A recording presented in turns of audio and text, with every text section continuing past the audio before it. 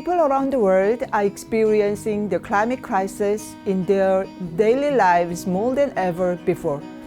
It was only natural that more attention was paid to the Conference of the Parties of the 26th UN Climate Change Convention, COP26, in Glasgow, the United Kingdom. Foreign Minister of Tuvalu, Simon Kofe, he delivered a speech in the knee-deep ocean to highlight the effect of rising sea levels and the reality that the Pacific island state is facing due to the climate crisis. On the other hand, Swedish youth climate activist Greta Thunberg, who gained worldly attention during the conference, said, "Inside the COP, they are just politicians and people in power, pretending to take our future seriously, pretending to take the present seriously." And added, "We say no more blah blah blah." The conference attracted the attention of the international society, enough for leaders from 120 countries to attend despite the COVID-19 pandemic situation. But there also was views that it did not meet the expectations.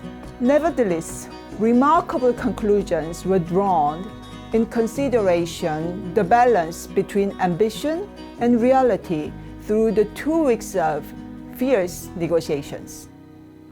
First, the Glasgow Climate Pact was adopted, setting a target of holding global warming to less than 1.5 degrees Celsius.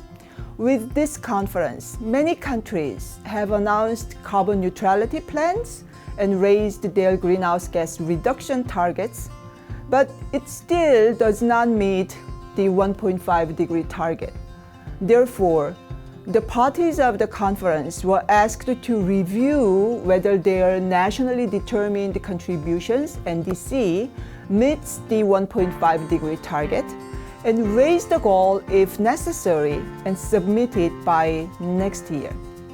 Second, the expansion of climate finance from developed countries to support greenhouse gas reduction and climate change adaptation efforts of developing countries was discussed.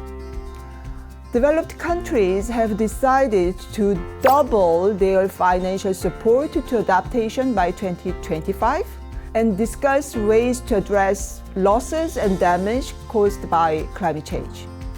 When full-fledged discussions on climate finance after 2025 start, Korea will be requested to contribute more actively.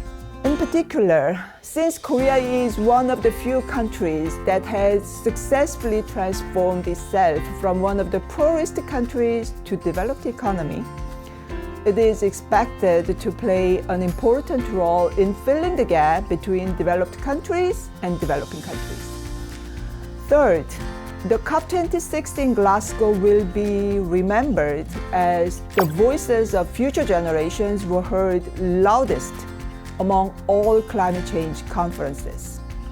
Not only Greta Thunberg, but also numerous youth representatives spoke up inside and outside the meetings. Since there will be no tomorrow for the Earth without solving current climate problems, strong consensus was merged that the youth should be the main player in today's climate negotiations, not tomorrow's.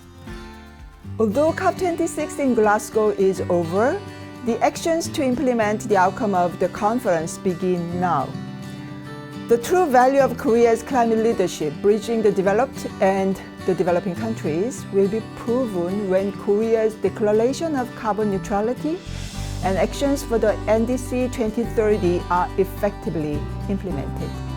Therefore, it's time for all of us to work together to fulfill our promises for today and the future.